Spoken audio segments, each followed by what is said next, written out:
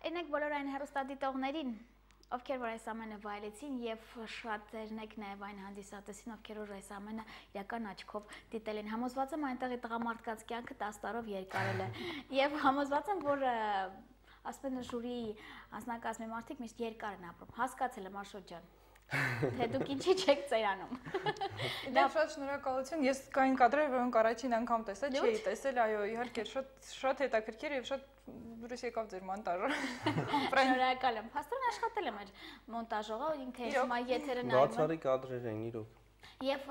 իրոք պատկերացում կազմվեց մրցույթի մասին։ Մրցույթից հենց դու ինքդ կարող ես ասել, սա Miss աշխարհ, սա Miss մոդել աշխարհն էր, որը տեղի ունեցավ Չինաստանում։ Եվ ինչ տվեց այս մրցույթը քեզ։ Ինձ մրցույթները ընդհանրապես շատ բան են տալիս։ Ես միշտ կողմնակից եմ, որպեսզի աղջիկները մասնակցեն։ Ճիշտ է, ինքս շատ երկար ժամանակ խուսափում էի մրցույթներից,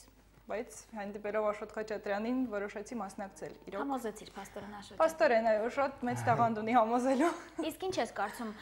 Շատ բան է տալիս մրցույթները։ Չեմ ուզում ասեմ Հայաստանում տեղ ունեցող, հա, մրցույթներից դրսի արդարություն ասվածը գոյություն ունի։ Բնականաբար արդարություն ասվածը ամենտեղ գոյություն ունի, բայց իհարկե պետք է հաշվի առնել այնպիսի պահեր, ինչպիսին են քաղաքականությունը, ինչպիսին է պարզապես ճաշակը։ Ցանկացած տեղ իհարկե տարբերություն պետք է դրվի։ Եվ մասնակցելով դու հասկանում ես արդարություն կա թե ոչ։ Արդարություն։ Կա եղել է մրցույթ, որ հասկացել ես, որ այստեղ արդարություն չկար։ Բնականաբար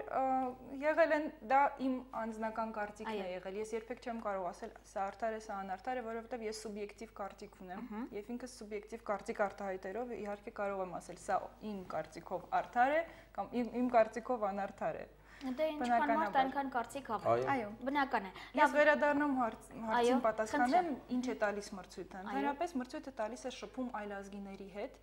մշակույթի փոխանակում, ներկայացնում ենք մեր երկիրը, վերջը Հայաստանը հնչում է Չինաստանում, նրանք նույնիսկ չգիտեն որտեղ է գտնվում Հայաստանը, եւ իրոք շատ հաճելի է բացատրել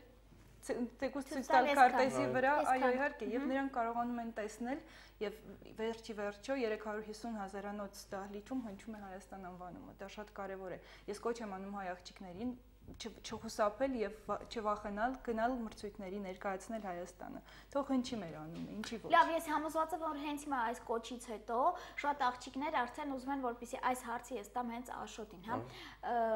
Ինչպես, որտեղ, ինչպես կարելի է դիմել, գտնել ձեզ Աշոտ ջան, ո՞նց կարող է գալ։ Շնորհակալություն, ասեմ, որ եթե մինչև Աշոտ Խաչատրյանը, չգիտեմ, ինչ պահեր կար, ոչ մեկ չէին վստահում։ Մինչև 2005 թվական, այժմ ես